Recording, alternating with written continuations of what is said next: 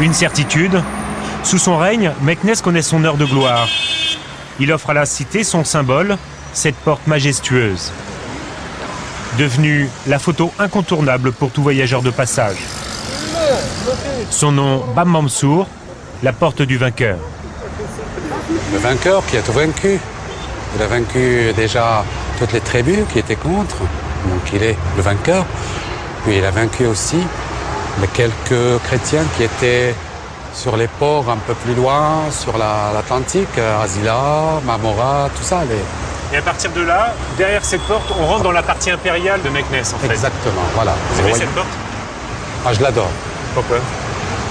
Je l'adore parce que depuis mon enfance, je l'ai vue. J'étais très petit, elle était immense. Et plus je grandis, plus dans la mémoire des gens, elle représentait quelque chose pour moi qui était impressionnant, qui mettait en valeur la ville dans laquelle je suis né. Voilà.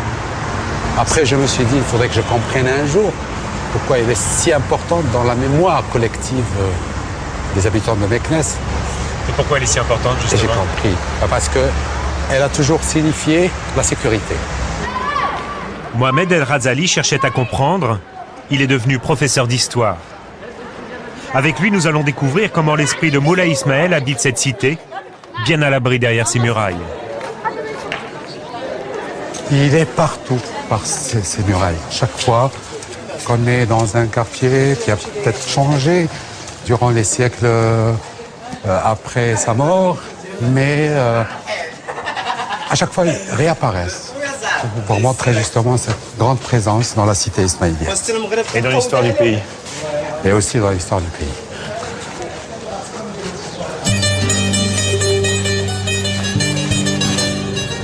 Les murailles de Meknès omniprésentes.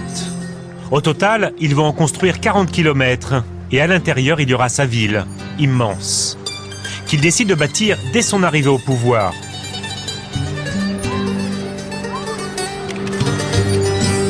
Par chance, de l'ancienne citadelle qui était là, il conserve une grande partie de la Médina. C'est toujours le cœur commerçant de la ville.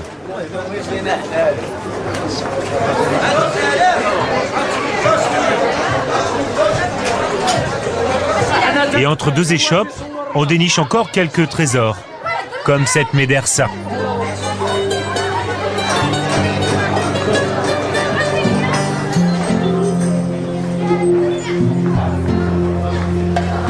Une école coranique où les élèves étudiaient les principes de l'islam.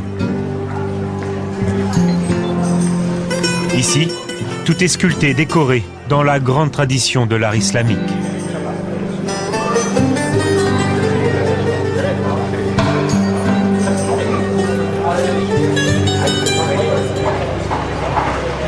Un peu plus loin, un lieu insolite, conservé là aussi par Moulay Ismaël.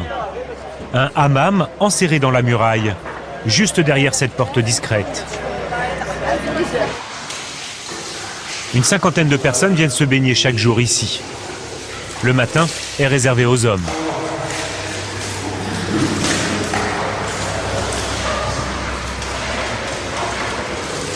Et pour s'occuper d'eux, il y a Abdelmajid, soigneur masseur depuis 16 ans maintenant.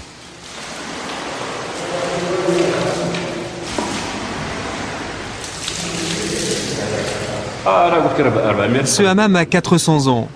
Il a été construit bien avant les Mérinides ou les Almohades, bien avant Moulay Ismaël. Il est tellement vieux ce hammam qu'on dit souvent qu'il a 400 siècles. En fait, ça veut dire que les gens venaient ici au temps de Moulay Ismaël. Oui, bien sûr. Nos parents racontaient que tout le monde venait ici, les riches, les pauvres, même les princes. Et eux, ils étaient toujours accompagnés par leurs serviteurs et leurs domestiques. Un hammam historique, toujours chauffé à l'ancienne, avec de la sueur de bois.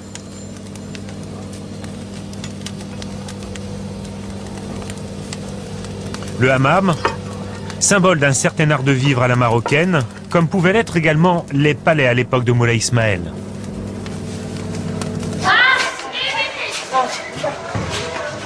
Nous retrouvons Mohamed sur les traces du grand sultan marocain. Après 3 siècles de transformation et d'urbanisation anarchique, la cité impériale est devenue un véritable dédale de ruelles étroites. Et pour s'y retrouver, mieux vaut avoir un bon guide.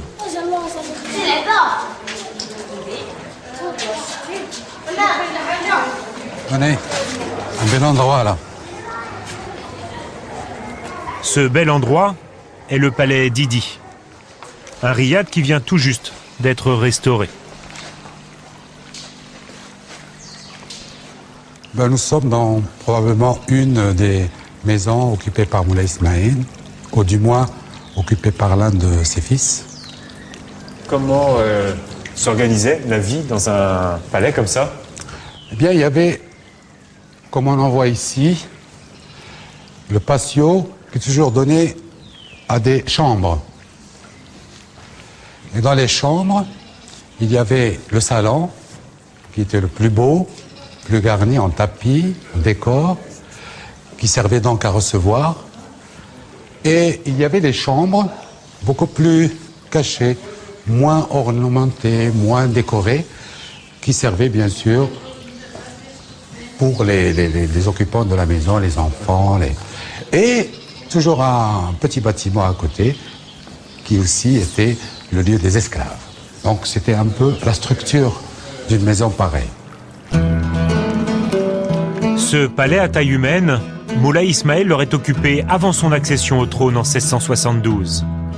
Il était alors gouverneur de la ville et savait déjà que Meknès lui apporterait gloire et rayonnement. Alors là, on voit ce motif-là qui signifie la grandeur de Moulay Ismaïl. Ça représente le symbole d'un roi soleil.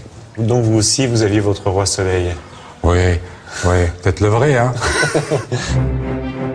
Moulay Ismaïl et Louis XIV, deux rois soleil qui ne se sont jamais rencontrés mais dont les destins vont se croiser.